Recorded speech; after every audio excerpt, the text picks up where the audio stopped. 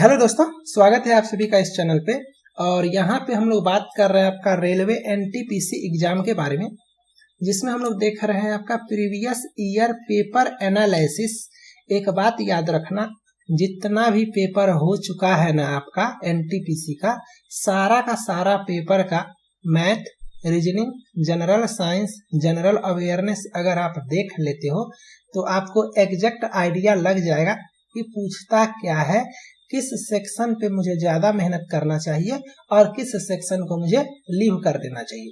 Okay, कुछ लोग comment करते हो कि सर पैटर्न चेंज हो चुका है, ये जो आप करवा रहे हो ये 2016 का है और अभी 2020 चल रहा है, तो आप अभी हाल फिलहाल में जो एएलपी और ग्रुप डी का एग्जाम हुआ है उसका करवाइए। तो ऐसा नहीं होता है, आप गलत सोच रहे हो।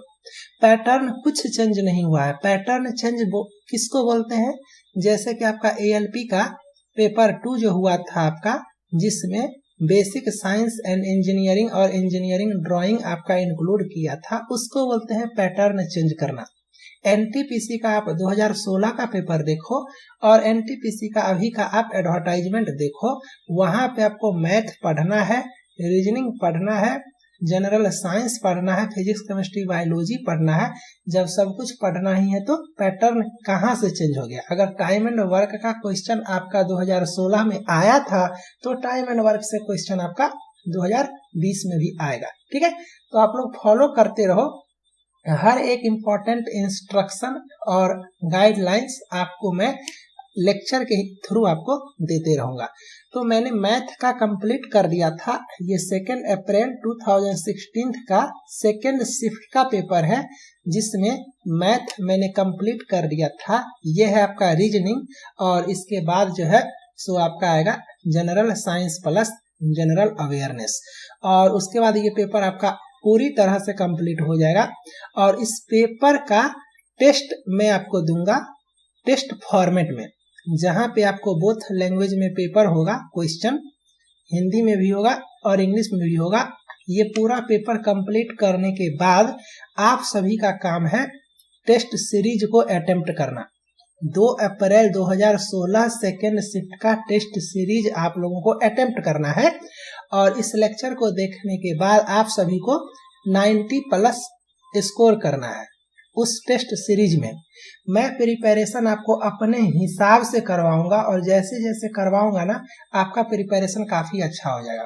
ठीक है, इस पूरे पेपर का मैथ का आपको अलग सेक्शनल टेस्ट मिलेगा टेस्ट सीरीज में, रीजनिंग का आपको अलग सेक्शनल टेस्ट मिलेगा टेस्ट सीरीज में, जीके जीएस का आपको अलग सेक्शनल टेस्ट मिलेगा टेस्ट सीरीज में, वो भी दोनों लैंग्वेज में, और कंबाइंड फुल टेस्ट आपका अलग मिलेगा टेस्ट सीरीज में। अब ये टेस्ट सीरीज आपको कहाँ मिलेगा, प्रिपरेशन आपको कहाँ करना है, हर एक तरह का स्टडी मटेरियल कहाँ मिलेगा, पीडीएफ कहाँ मिलेगा, क्वेश्चन पेपर कहाँ से डाउनलोड करना है और सारा थ्योरेटिकल पोर्शन कैसे कवर करना है चैप्टर वाइज अच्छे से, सब कुछ का प्रिपरेशन ऐप पे होता है। सिंपली प्ले स्टोर से अनलिमिटेड एजुकेशन सर्च कर लेना, यहाँ पे देखो लिखा हुआ है, या आप लोग इसी वीडियो के नीचे डिस्क्रिप्शन में आपको लिंक मिलेगा, डाउनलोड कर लो। Mission RRB NTPC group D CBT 1 करके वहां पे एक कोर्स अवेलेबल है जो थोड़ा सा चार्जेबल है, उस कोर्स को आप लोग ले लो और बिंदास हो जाओ, आपका प्रिपरेशन मेरा जिम्मेदारी। ठीक है, तो चलो स्टार्ट करते हैं आज का क्लास। तो क्वेश्चन नंबर 1 देखते हैं, rearrange the following jumbled sentences to make a meaningful one. अब यहाँ पे अगर आपका इंग्लिश स्ट्रांग है तो आप आसानी से बना सकते हो, और अगर आपका इंग्लिश वीक है तो आप क्या करो, इस टाइप का प्रीवियस ईयर का जितना भी क्वेश्चन है एक बार गो थ्रू कर लो, देख लो, जैसे जैसे पढ़ोगे वैसे वैसे देखो, और जो टेस्ट सीरीज वगैरह देते हो उसमें जो क्वेश्चन आता है आप लोग दो, बस। इसके अलावा आपको एक्स्ट्रा एफर्ट लगाने का कोई जरूरी नहीं है। आपके पास पेपर में बहुत सारा क्वेश्चन है बनाने के लिए, अगर बना लेते हो सही बात है, अगर नहीं बना पाते हो तो लीव करो, बिकॉज 0.33 निगेटिव मार्किंग भी है। तो अगर आप श्योर हो तभी इस क्वेश्चन को बनाना, अगर आप श्योर नहीं हो तो छोड़ देना। ठीक है, वैसे रेलवे में ये सीजीएल आपका मेंस लेवल का नहीं है जो थोड़ा सा टफ पूछेगा, ये रेलवे है, आसान ही पूछता है। आप एक बार वो थ्रू एक बार रीडिंग मारोगे ना तो आपको खुद आइडिया लग जाएगा कि कहाँ से मेरा सेंटेंस स्टार्ट हो रहा है। जरूरी नहीं है चारों को एक साथ पकड़ना है, आप बस ये पकड़ो ना स्टार्ट कहाँ से हो रहा है। Weather conditions across a vast geographic, the climate of India, scale and varied topography, comprises of a wide range of. Comprises of a wide range of से स्टार्ट हो रहा है क्या आप लोग? नहीं, तो ये आपका ऐसे ही गलत हो गया। Comprises of a wide range of, ये लास्ट में आएगा क्या? तो बोलोगे नहीं, क्योंकि ऑफ के बाद कुछ तो आना चाहिए, तो ये मेरा लास्ट में भी नहीं आएगा, तो लास्ट में भी नहीं आएगा, है ना। अगर आप इसको ऑप्शन सी और डी के अकॉर्डिंग पुट करोगे तो एस लास्ट में है, तो लास्ट में ये आएगा क्या? नहीं आएगा, क्योंकि comprises of a wide range of something, तो ये लास्ट में बनेगा ही नहीं, तो डायरेक्ट मेरा आंसर हो जाएगा ऑप्शन नंबर बी। दूसरा तरीका, इसको पढ़ोगे तो आपको खुद पता चलेगा कि सेंटेंस का स्टार्टिंग यहाँ से है, द क्लाइमेट ऑफ इंडिया, तो द क्लाइमेट ऑफ इंडिया आपका क्यू नंबर है, तो क्यू से आपका एक बी और एक डी स्टार्ट है, तो दो आपका ऐसे ही खत्म हो जाएगा। ऐसे करके आप लोग बना सकते हो, ठीक है। चलो क्वेश्चन नंबर हम लोग 2 देखते हैं। ये क्वेश्चन है, ये सब टाइप का क्वेश्चन आपके लक पे डिपेंड करता है। अगर आप जानते हो इसका मीनिंग तो आप बना लोगे, अगर आप नहीं जानते हो आप नहीं बना पाओगे। तो ये सब का प्रिपरेशन करने का एक ही टेक्निक है कि नंबर ऑफ क्वेश्चंस आप जितना ज्यादा देख सको, है ना, जितना ज्यादा नंबर ऑफ क्वेश्चंस आप देख सको। और अगर इंग्लिश लैंग्वेज है तो अगर आपको इसका मीनिंग नहीं पता है तो एक बार लैंग्वेज को हिंदी कर लेना, कभी कभी वहां से हेल्प मिल जाता है। ओके, तो जैसे कि यहाँ पे आपको सोल्जर है, तो सोल्जर्स आर्मी में क्या होता है? सोल्जर्स होता है। तो म्यूजिशियंस कहाँ होता है, या ग्रुप ऑफ म्यूजिशियंस का क्या होता है? बैंड। बैंड आपका रिलेटेड विथ म्यूजिशियन है और आर्मी आपका रिलेटेड विथ सोल्जर्स है। तो ये आसान था। गैंग आपका क्रिमिनल वगैरह से रिलेटेड होता है, कॉलोनी आपको पता ही है, ठीक है। तो आपका option number D right answer. Reasoning एक ऐसा सेक्शन है जो काफी लोगों को टफ लगता है, तो बस आपको कुछ नहीं करना है, जैसे जैसे बताया जा रहा है वैसे वैसे करो। अब यहाँ पे क्वेश्चन नंबर हम लोग रीजनिंग का अगला देखते हैं, क्वेश्चन नंबर 9। थोड़ा सा समझाऊंगा, समझने का कोशिश करना। सबसे पहले तो आप लोग इसको मार्क कर लो कि ब्लड रिलेशन आपको किसी भी कीमत पे करना है, क्योंकि ब्लड रिलेशन से कम 2 क्वेश्चन जो है आपका एनटीपीसी एग्जाम में आने वाला है। ओके, और ब्लड रिलेशन का कंप्लीट लेक्चर मैं आपको ऐप पे, जहाँ पे कंप्लीट प्रिपरेशन करवा रहा हूँ, वहां पे डाल दूंगा।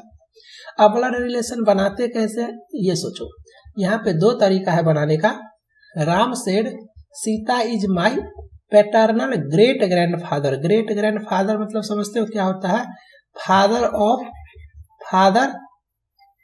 ऑफ ग्रैंडफादर, है ना, जिसको परदादा बोलते हो, मतलब आपके पापा के पापा के पापा, दादाजी के पापा, ग्रैंडफादर के फादर। तो Sita is my paternal great grandfather's only sons only daughter in law. कैसे बनाओगे? तो आपके पास 2 टेक्निक है। एक आप अपने माइंड में ही कैलकुलेट करो, और एक आप डायग्राम बना करके। तो जैसे कि राम सेड सीता इज माई, तो ये माई किसके लिए है? राम के लिए है। तो आप अपने आप को एज्यूम करो कि आप राम हो। आप एज्यूम करो मन में कि आप राम हो, जैसे जैसे मैं बोल रहा हूं वैसे वैसे इमेजिन करो आप राम हो। तो राम के पैटर्नल मतलब फादर के साइड, और मैटरनल रहेगा तो आपका मदर के साइड। तो पैटर्नल ग्रेट ग्रैंडफादर, तो राम आप हो, मैं राम हूं, मेरे परदादा, तो मेरे परदादा हुए दादाजी के पापा का ओनली सन, तो मेरे परदादा जी का ओनली सन कौन हुआ? मेरे ग्रैंडफादर हुए। मेरे ग्रेट ग्रैंडफादर का, मेरे परदादा का ओनली सन कौन हुआ? मेरे ग्रैंडफादर, है ना, मेरे दादाजी। तो यहां तक आ गए। Only daughter in law, only daughter in law मतलब क्या हुआ? मेरे दादाजी की बहू इकलौती है, मतलब single, only daughter in law. तो वो कौन है? मेरे दादाजी की बहू कौन हुई? मेरी माँ हुई, मेरी माँ हुई। समझ में आया? मेरा आंसर आ गया, मेरा आंसर आ गया। ओनली है, अगर ओनली नहीं होता तो फिर मेरा पैटर्नल अंट भी हो सकता था, है ना, और मदर भी हो सकता था। तो ये समझ में आ गया। अब अगर आपको बनाने का मन है तो ऐसे बना लो, राम से सीता इज माई।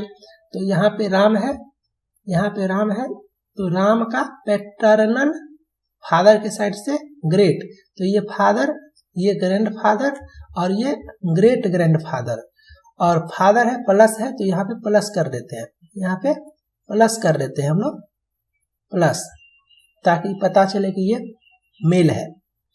ये हो गया आपका great grand father. Great grand father only son, तो इसका ओनली सन आपका ये हुआ, तो सन है तो ये भी प्लस, सन है ये भी प्लस, ठीक है।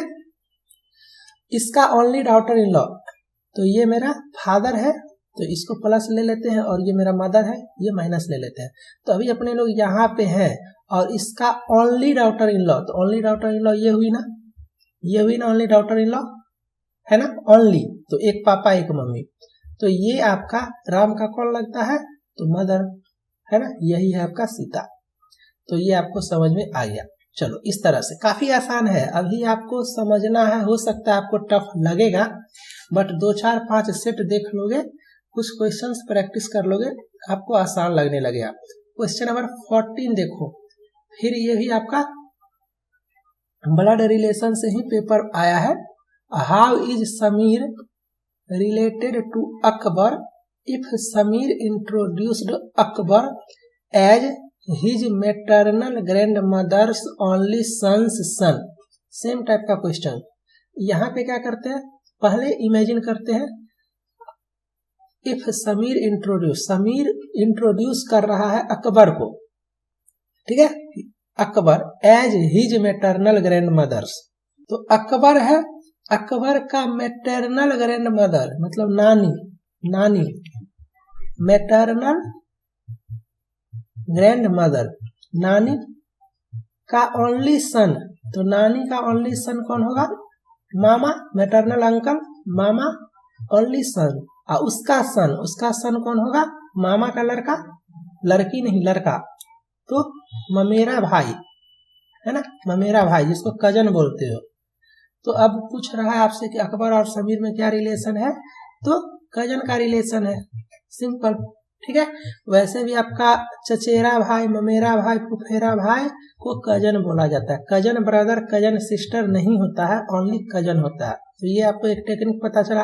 अब अगर आपको बनाने का मन है ये डायग्राम बना करके, तो अकबर है ये, अकबर का मैटरनल ग्रैंड मदर, तो ये आपका मदर, ये आपका फादर, और ये आपका मदर, ये आपका मदर, तो मैटरनल ग्रैंड मदर मतलब मम्मी के साइड से आप बात कर रहे हैं, तो इसका मम्मी, ये जनरेशन गैप है, ऊपर जा रहा हूं तो ये मैटरनल ग्रैंड मदर और ये मैटरनल ग्रैंड फादर, मतलब इससे रिलेशन बना रहे, इससे रिलेशन बना रहे।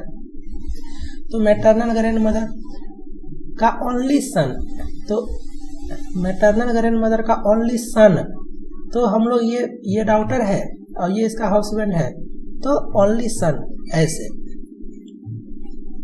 ये आपको पता चला। ये भाई बहन है, ये ब्रदर सिस्टर है, ये सिस्टर का हस्बैंड है, ये आपको समझना पड़ेगा, अभी आपको टाइम लगेगा, लेकिन एक बार समझ जाओगे ना लेक्चर के हेल्प से, तो आप सब कुछ कर लोगे, ठीक है। तो ये maternal grandmother's only son, ये आपका हुआ, और इसका सन, तो इसका सन यहाँ पे, तो ये दोनों सेम जनरेशन में है ना। तो आपका ये मम्मी है, ये मामा है, और ये मामा जी का लड़का है, ममेरा भाई, तो ये इसका कजन हुआ ना, तो कजन इसका आंसर हो जाएगा। काफी आसान क्वेश्चन है। चलो ये आपका स्टेटमेंट कंक्लूजन है। ये ऐसा सेक्शन है जहां पे कोई भी इंसान 100% गारंटी के साथ नहीं कह सकता है कि मेरा सही होगा। तो ये सब सेक्शन में आपको दुनिया भर का मेहनत नहीं करना है, आपको बस इतना ही करना है कि क्वेश्चन देखो और बनाओ, अलग से मेहनत नहीं करना है। 10 20 50 क्वेश्चन आपको बस देख लेना है। जहाँ पे मेहनत करना है वो मैं बता रहा हूँ। जैसे कि ब्लड रिलेशन, जितना क्वेश्चन आपका आएगा 100% गारंटी के साथ आप बनाओगे, ठीक है। तो ये स्टेटमेंट है, according to a recent health survey, people who exercise for at least half an hour every day are less prone to lifestyle disease. मतलब जो रिसेंट हेल्थ सर्वे के हिसाब से जो पीपल कम से कम half an hour per day exercise करता है उसको कम प्रॉब्लम होता है लाइफ में, डिजीज वगैरह कम होता है। तो इसका क्या मतलब हुआ, तो हमेशा स्टेटमेंट के हिसाब से कंक्लूजन होता है। कंक्लूजन आपको गेस नहीं करना है, जो स्टेटमेंट दिया हुआ है उस स्टेटमेंट में से ही जो रिजल्ट निकलता है वो आपको कंक्लूजन में फिट करना है। तो कंक्लूजन 1 है कि moderate exercise is essential to lead a healthy life. तो इस स्टेटमेंट को पढ़ने के बाद आपको क्या लगा, स्टेटमेंट को पढ़ने के बाद मुझे ये लगा कि एक्सरसाइज जो पीपल करता है ना उसको कम प्रॉब्लम होता है, डिजीज वगैरह नहीं होता है। और आपका कंक्लूजन 1 क्या है कि exercise is essential to lead a healthy life. तो ये सही है, एक्सरसाइज करने से हेल्दी लाइफ हम लोग जी सकते हैं, ठीक है। तो ये सही है। Everyone with no exercise on their routine suffer from lifestyle disease. मतलब हर वो इंसान जो एक्सरसाइज नहीं करता है उसको प्रॉब्लम होता है, तो ये गलत है। ये कहाँ पे लिखा हुआ है, इस स्टेटमेंट को पढ़ो तो ये स्टेटमेंट ये मीनिंग देता है क्या कि अगर आप एक्सरसाइज नहीं करोगे तो आपको प्रॉब्लम होगा, नहीं। बट ये मीनिंग वो देता है कि अगर आप एक्सरसाइज करोगे तो आपको प्रॉब्लम नहीं होगा। देखो यहाँ पे स्टेटमेंट, तो यहाँ पे सिर्फ मेरा कंक्लूजन 1 फॉलो हो रहा है, तो ऑप्शन ए मेरा राइट हो जाएगा। ऐसे ही बनाना है, 10-20 क्वेश्चन प्रैक्टिस करोगे ना आप बना लोगे। आगे हम लोग देखते हैं क्वेश्चन नंबर हम लोगों का नेक्स्ट है रीजनिंग का 20। ये भी आपका स्टेटमेंट कंक्लूजन से क्वेश्चन है, तो आप लोग मार्क कर लेना कि स्टेटमेंट कंक्लूजन से भी क्वेश्चन आ रहा है, ब्लड रिलेशन से भी क्वेश्चन आ रहा है। यहाँ पे देखो, in some tier 2 cities in India transportation is one of the major problem. ये आपका स्टेटमेंट है ना। अब यहाँ पे कंक्लूजन है आपका कि all tier 2 cities are not well connected. ध्यान से देखो, यहाँ पे स्टेटमेंट है कि some tier 2 cities in India transportation is one of the major problem. यहाँ पे बोला जा रहा है ऑल टायर 2 सिटीज। यहाँ पे जब सम टायर 2 का बात हो रहा है तो यहाँ पे ऑल टायर 2 कहाँ से आ गया, तो ये तो आपका ऐसे ही गलत हो गया। Lack of transportation facilities is the only problem in India, Indian metro. ये कहीं पे लिखा हुआ है क्या, इस स्टेटमेंट को पढ़ो तो कि lack of transportation facility is the only problem in Indian metro, कहीं पे लिखा हुआ है आप लोग नहीं, तो ये भी नहीं कह रहा है। तो मेरा नाइदर 1 नाइदर 2 मेरा आंसर होगा, ठीक है। इसी तरह से बनाना है। मैं अभी भी बोल रहा हूँ, आप लोग 100% गारंटी के साथ नहीं बना पाओगे, लेकिन जो टेक्निक बता रहा हूँ उसको फॉलो करोगे तो 90% चांस है कि आपका सही होगा। हाँ, ये ऐसा सेक्शन है जिसको सिलोजिज्म बोलते हैं, जहां पे आप 100% गारंटी के साथ बना सकते हो। इसमें कोई रिस्क नहीं है, ये 100% आप सही करके आओगे। इसका भी लेक्चर मैं आपको डाल दूंगा ऐप पे। आप लोग लिस्ट बनाते चलना, blood relation, statement conclusion, syllogism, ऐसे करके लिस्ट बनाते चलो। जो जो लिस्ट में आएगा वो आपका चैप्टर बनेगा। इसको बनाते कैसे हैं, ऑल रैट्स आर हिल्स। आप लिखना शुरू करो, ऑल रैट्स आर हिल्स। तो सबसे पहले यहाँ पे ऐसे करना, और ये आर, चाहे यहाँ पे आर से रैट है और यहाँ आर से रिवर है तो कंफ्यूजन होगा, तो रैट।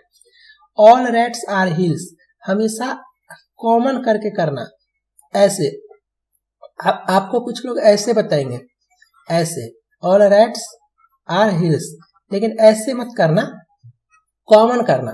मतलब ये भी सही है और ये भी सही है, बट मैं जैसे बता रहा हूँ वैसे करोगे ना तो कभी कंफ्यूजन नहीं होगा। ऑल रैट्स आर हिल्स, देख के लग रहा है ना कि सभी चूहा पहाड़ है। अब यहाँ पे ऑल हिल्स आर रिवर। अब ये हिल, ये बड़ा वाला आपका सर्कल जो है ये हिल है, तो फिर ऐसे करके ऐसे कर दो कॉमन, तो ऑल हिल्स आर रिवर। सही है देख करके। चलो अब स्टेटमेंट पढ़ते हैं। सम रिवर्स आर रेड। अब आप ही बताओ क्या लग रहा है आपको। सम रिवर्स आर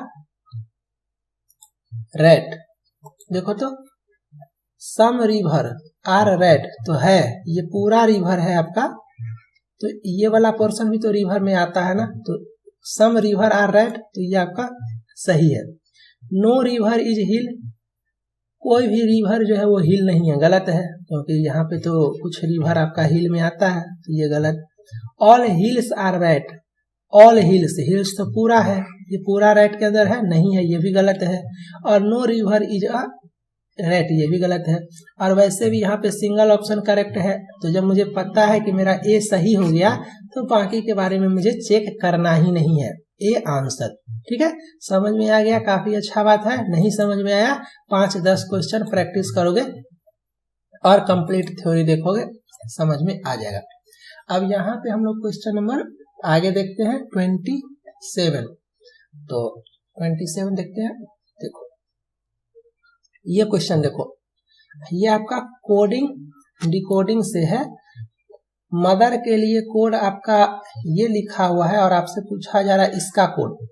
तो आपके पास दो तरीका है, एक आप नंबरिंग करते हो, तो नंबरिंग करोगे तो अगर आ जाता है तो अच्छा बात है, जैसे कि EJOTY, सभी को याद रखना है। ई ज्योति 5, 10, 15, 20, 25 इसका नंबर।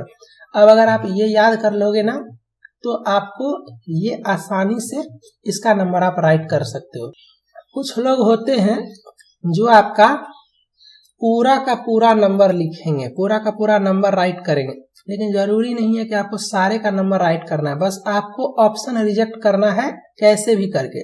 जैसे कि यहाँ पे देखो MJ, तो ऐसे जा रहा है आपका JKLM, मतलब +3, ऐसे में +3 कर रहे हैं, तो यहाँ पे मेरा जो होगा वो ऐसे करके +3 में मेरा P आना चाहिए, तो MNOP, तो यहाँ पे मेरा M आएगा। तो या तो इधर से +3 करो या तो इधर से -3 करो, बात तो बराबर ही हुआ। तो मेरा फर्स्ट लेटर M होगा, तो मेरा ये खत्म हो गया।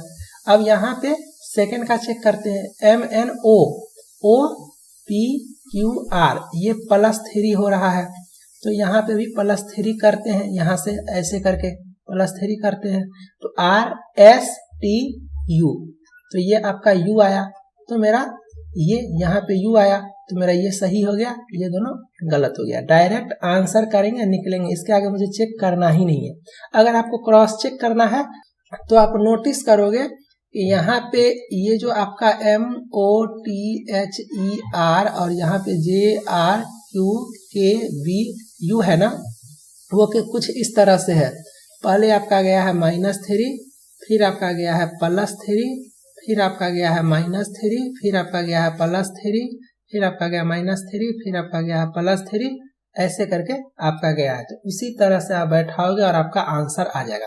ठीक है, चलो क्वेश्चन नंबर हम लोग इसके आगे देख लेते हैं। 27 हो गया। अब हम लोग देखते हैं 32। देखो ये क्वेश्चन है, तो ये सब प्रैक्टिस करने से आएगा, देख करके ही आप समझ जाओगे। एक के जगह पे 1 है, मुझे देख करके लग रहा है कि एक के जगह पे 1 है, यहाँ मुझे नहीं पता है, मैं क्या करता हूँ 15, 1 और REJOTY RST 5, 10, 15, 20, 25 RST 18, तो 15, 1, 16, 18, 34। ऐसा नहीं लग रहा कि ये सम है, मतलब ये जो आपका लेटर का जो नंबर है कॉरेस्पॉन्डिंग नंबर, इसका सम है आपका ये।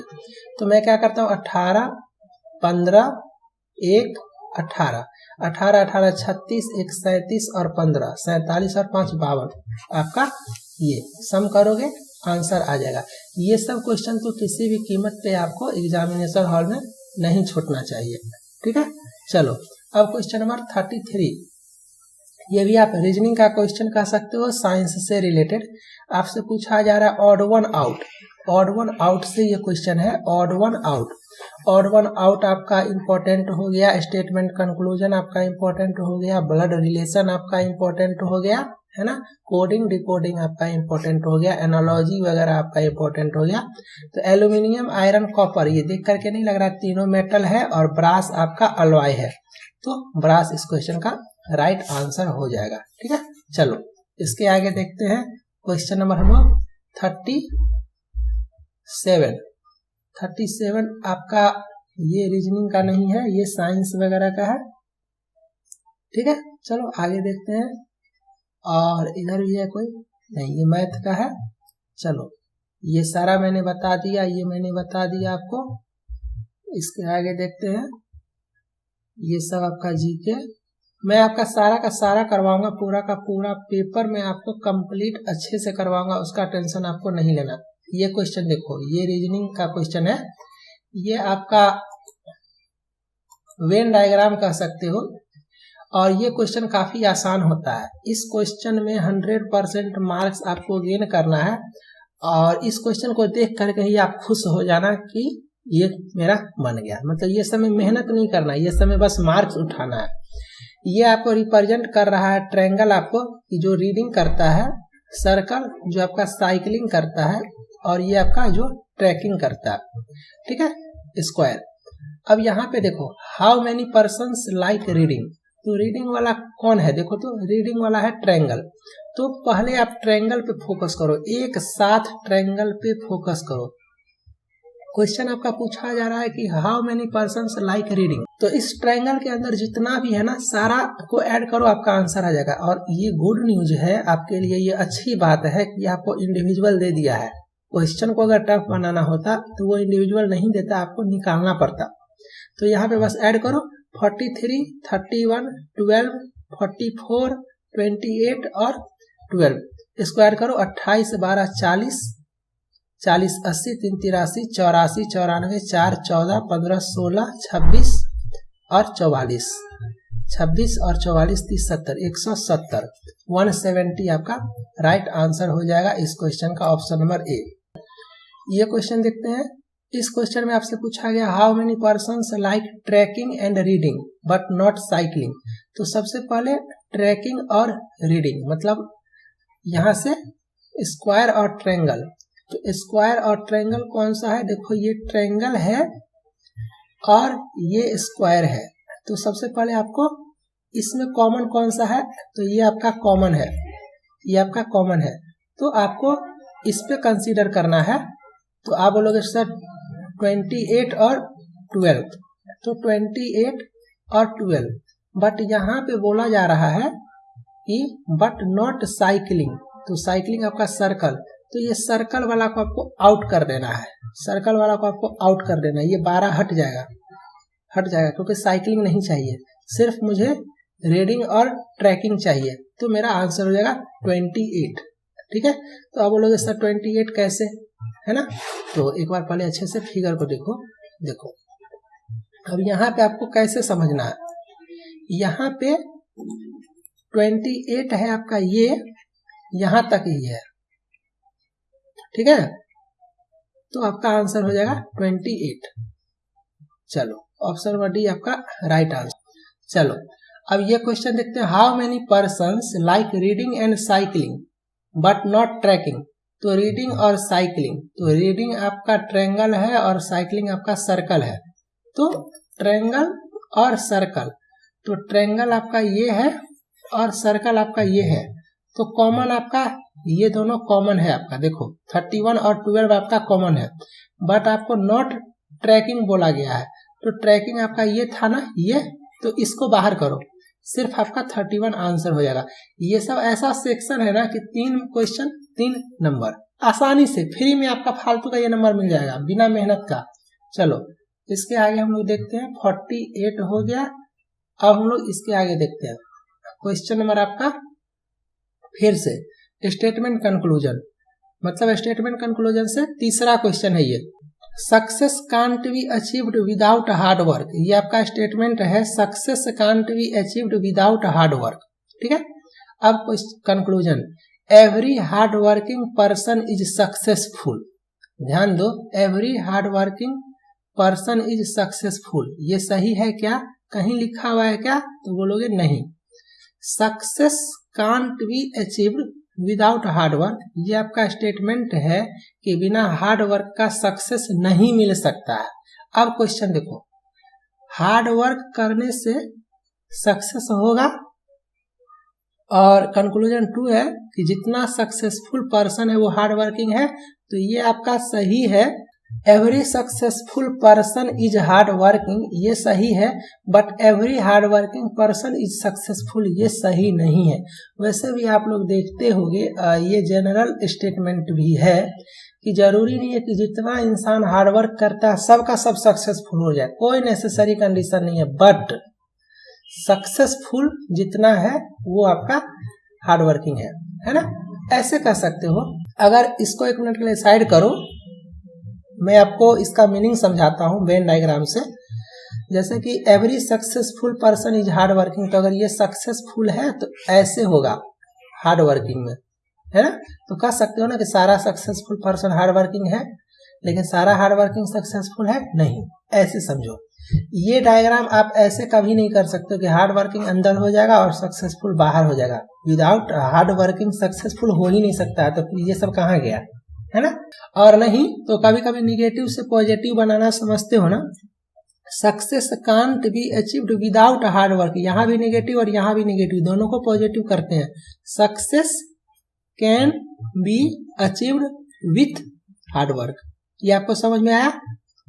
अब मिलाओ, success can be achieved with hard work, success hard work से आता है, every successful person is hard working, ये और ये सही है, but hard work person is successful ये नहीं है। ठीक से देखो, अब आपको समझ में आ जाएगा, और अगर फिर भी नहीं समझ में आया तो कमेंट करना। चलो क्वेश्चन नंबर 52, ये शायद बंगाली या तमिल जो भी लैंग्वेज है मुझे नहीं पता, बट इस क्वेश्चन में आपसे पूछा गया मोड निकालने के लिए। याद रखना, कभी कभी आपसे पूछा जाता है मीडियन निकालने के लिए, कभी कभी आपसे पूछा जाता है मोड निकालने के लिए, और ये काफी आसान क्वेश्चन होता है, फ्री में आपको ये नंबर देता है। मैथ्स का जो सेशन था उसमें मीडियन से रिलेटेड एक क्वेश्चन मैंने करवाया था, तो ये मोड से रिलेटेड है, देख लो, इसको मैथ में रखना है, मैं रीजनिंग में कर दे रहा हूँ डिस्कस। मोड जब आपको निकालना होगा तो आप क्या करना, काउंटिंग कर लेना कि सबसे ज्यादा बार कौन आया है, जरूरी नहीं है असेंडिंग डिसेंडिंग करना, ऐसे भी आप काउंटिंग कर सकते हो, लेकिन अगर आपको मन है तो आप करो असेंडिंग डिसेंडिंग। 51, इसके बाद मेरा कौन सा है 53, एक बार दो बार 53, इसके बाद 54 मेरा दो बार, इसके बाद 52, यहाँ पे एक है तो यहाँ पे 52, इसके बाद 52 हो गया, 55 देखते हैं, 55 एक बार दो बार तीन बार, तो 55 मेरा 3 बार, फिर 56 आपका एक बार, और 57 आपका एक बार। तो यहाँ पे देखो, ये आपका 2 बार रिपीट हुआ, ये आपका 2 बार, ये आपका 3 टाइम्स रिपीट हुआ है, तो 3 टाइम्स रिपीट हुआ तो ये मेरा मोड हो जाएगा, तो 55, right answer option number C. समझ में आया। और मीडियन अगर आता तो असेंडिंग ऑर्डर में सजा देते या डिसेंडिंग ऑर्डर में, और अगर ऑड नंबर होता तो मिडिल वाला आंसर हो जाता, और अगर इवन नंबर होता तो 2 टर्म आएगा ना मिडिल में, तो उसका एवरेज, जैसे कि 1 2 3, तो इसमें मिडिल आपका 2 है, लेकिन 1 2 3 4 इसमें मिडिल आपका ये दोनों है, इसका एवरेज बटे 2। ठीक है, ये आपको समझ में आ गया। बार बार बता रहा हूँ, प्रीवियस ईयर पेपर से बढ़ के प्रैक्टिस कहीं से नहीं होता है। एक बार प्रीवियस ईयर करते हो तो पूरा का पूरा मैथ आपका एक साथ रिवीजन होता है। इस टाइप का क्वेश्चन कैसे बनाओगे, काफी आसान क्वेश्चन है, और ये सब फ्री का नंबर है, फ्री का नंबर है। अगर ये सब क्वेश्चन आप नहीं बना पाते हो तो फिर गलत बात है, कभी सिलेक्शन नहीं ले पाओगे। ये सब फ्री का नंबर है। कैसे बनाते हैं इस क्वेश्चन को, देखो आप सभी को ये तो पता है ना, नॉर्थ साउथ ईस्ट वेस्ट कैसे लिखते हैं, पढ़ते हैं। There are 6 flat on a floor in 2 row, 2 row है आपका। Out of these there are north facing and south facing flat. 3 flat आपका नॉर्थ फेसिंग है ऐसे, और 3 फ्लैट आपका साउथ फेसिंग है ऐसे। ये कैसे किए ये समझ में आ गया, इधर नॉर्थ है और इधर साउथ है। अब the flat are to be allotted among A B C D E F. B gets north facing flat and is not next to D. मतलब बी आपका नॉर्थ में आएगा, इस तीनों में बी आएगा और वो डी के नेक्स्ट में नहीं होना चाहिए। तो सिंपल सा बात है, बी मेरा यहाँ होगा, अगर तो डी अगर यहाँ रखोगे तो भी नेक्स्ट में आ गया, डी अगर यहाँ रखोगे तो भी नेक्स्ट में आ गया, तो ये मेरा अरेंजमेंट गलत हो जाएगा। तो आपको बी कहाँ रखना है ये पता चला, बी मेरा इधर होगा। बी आपका डी के राइट में होना ही नहीं चाहिए, साफ साफ लिखा हुआ है। D and F gets diagonally opposite. तो ये तो आपको पता है कि डी आपका नॉर्थ फेसिंग है और यहाँ पे आपको डायगोनली दे दिया अपोजिट, तो डायगोनली अपोजिट में एक ये होगा और एक ये होगा, तो ये तो हो नहीं सकता है क्योंकि यहाँ बी है और आपको डी और एफ को रखना है, तो डी आपका यहाँ पे होगा और एफ आपका यहाँ पे होगा। अब लोग सर डी को ऊपर क्यों रखे? डी को ऊपर इसीलिए रखे कि यहाँ पे बी आपका दिया हुआ है कि बी और डी आपका ऊपर में है ना, दिया हुआ है।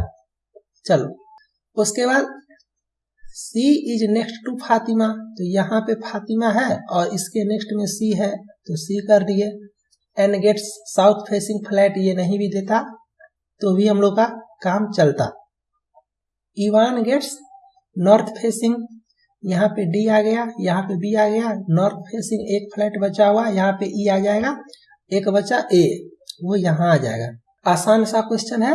अब पूछा जा रहा है except D and F। D F आपका डायगोनली है, इसको छोड़ के और कौन सा डायगोनली है? तो यहाँ पे ये वाला डायगोनली है, बी और ए, तो बी और ए डायगोनली है। ऑप्शन ए आपका राइट आंसर।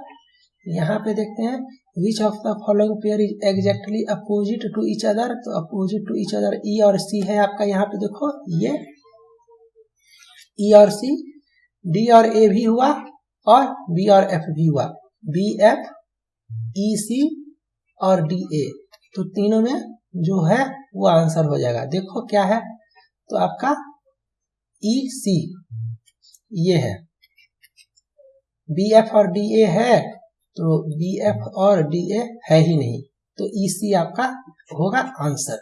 ठीक है, चलो which of the following combination gets south facing, तो साउथ फेसिंग में देखो एफ सी और ए, एफ सी और ए, तो एफ सी और ए सी एफ, ये आपका आंसर हो गया। आसान सा क्वेश्चन है। 3 नंबर देख रहे हो ना, ब्लड रिलेशन का 2 नंबर, ये आपका सीटिंग अरेंजमेंट का 3 नंबर, वेन डायग्राम का 3 नंबर, सिलोजिज्म का 2 नंबर, ये सब में 100% score with full confidence level के साथ आप कर सकते हो। अब हम लोगों का के सामने ये क्वेश्चन है, क्वेश्चन नंबर 70। ये भी आपका कोडिंग डिकोडिंग से है, देख करके नहीं समझ में आ रहा। आर यू एन, आर का 18 होता है, यू का 21 होता है, एन का 14 होता है, मतलब सिंपली अल्फाबेट का कोरेस्पॉन्डिंग नंबर है। बी का 2 होता है, आई का 9 होता है और एन का 14 होता है, तो बी का 2 ये दोनों ऐसे ही खत्म, और जी का क्या होता है, E J O T Y, E F G 7, तो आपका ये राइट आंसर। ठीक है, ये मैंने चेक भी नहीं किया, ऐसे ही करना है, रैंडमली 1-2 चेक करो और आंसर ऑप्शन से चूज कर लो। क्वेश्चन नंबर आपका 73 है, डॉग कैनल, तो बी का क्या, तो कैनल आपका क्या होता है, ये कुत्ता घर, मतलब होम फॉर डॉग, जहां पे डॉग रहता है, तो बी आपका कहाँ पे रहता है, तो ये आपका रहता है हाइव, यहाँ पे इसमें, तो यहाँ पे आंसर ये होगा। अब मान करके चलो आपको इसका मीनिंग नहीं पता है, तो आप इसका लैंग्वेज हिंदी करना, तो देखना ये मधुमक्खी आएगा और यहाँ पे आ जाएगा मधुमक्खी घर, कुत्ता कुत्ता घर, तो आप आसानी से देख के कर सकते हो। ये सब टाइप के क्वेश्चन में ना कोशिश करना लैंग्वेज चेंज करने का, तो आप आसानी से कर सकते हो। यहाँ पे फिर से देखो स्टेटमेंट कंक्लूजन का क्वेश्चन आपका आ गया, सम फ्रूट आर वेजिटेबल, तो ये स्टेटमेंट कंक्लूजन है बट सिलोजिज्म है आपका। सम फ्रूट्स आर वेजिटेबल, तो मैं इस तरह से बनाता हूँ, ये फ्रूट है और ये वेजिटेबल है। ऑल रहता तो ऐसे करते, जैसे मैंने आपको बताया था, यहाँ पे सम है। ऑल वेजिटेबल्स आर प्लांट्स, तो ये वेजिटेबल है ना, तो ऐसे पकड़ो, ऐसे एक साथ पूरा वेजिटेबल को, ऑल वेजिटेबल्स आर प्लांट, ये हुआ। अब चलो देखते हैं, सम प्लांट आर वेजिटेबल सही है क्या, देखो तो यस, सम प्लांट, इतना वाला प्लांट जो है वो मेरा वेजिटेबल है, ये सही है। सम फ्रूट आर प्लांट, तो जी हाँ, ये वाला हिस्सा फ्रूट का प्लांट में भी आता है, सम फ्रूट आर प्लांट, ये भी सही है, बोथ मेरा सही हो जाएगा। आपका option number C is the right answer. Question number आपका 88 है। देखो ये फिर से ब्लड रिलेशन का क्वेश्चन आ गया, ये तीसरा क्वेश्चन है आपका ब्लड रिलेशन से। ब्लड रिलेशन आपको एनी हाउ करना ही है अच्छे से। Malini said Rohit is my maternal aunt's mother's only sons son. ये सब क्वेश्चन बनाने का सबसे बेस्ट तरीका है, आप अपने रिलेशन में, अपने फैमिली में किसी को मान लो, एज्यूम करो और उससे रिलेट करो, आपका आंसर ऑटोमेटिकली आ जाएगा। मालिनी सेड, चलो मैं मालिनी हूँ, रोहित इज माई, तो ये माई किसके लिए है, मालिनी के लिए। तो मेरी मैटरनल आंट मतलब मामी, मामी, मैटरनल आंट्स मदर मतलब मामी की मम्मी, नानी कह सकते हो, मामी के साइड से, का ओनली सन, तो इनका लड़का कौन होगा, मामी का भाई होगा, तो कह सकते हो एक मिनट के लिए मामा का बेटा, मतलब ये मेरा यहाँ पे भी कजन आएगा इस क्वेश्चन का राइट आंसर। अगर यहां से समझ में नहीं आता है तो यहां से करते हैं, ये मेरा मालिनी है, अब मालिनी का मैटरनल अंट, तो एक जनरेशन ऊपर गए, यहाँ पे मैटरनल अंट मामी, ये मेरा मामा, फादर मदर मत समझना, मैटरनल से रिलेट कर रहा हूं, बोल रहा हूं ना, तो समझ सकते हो।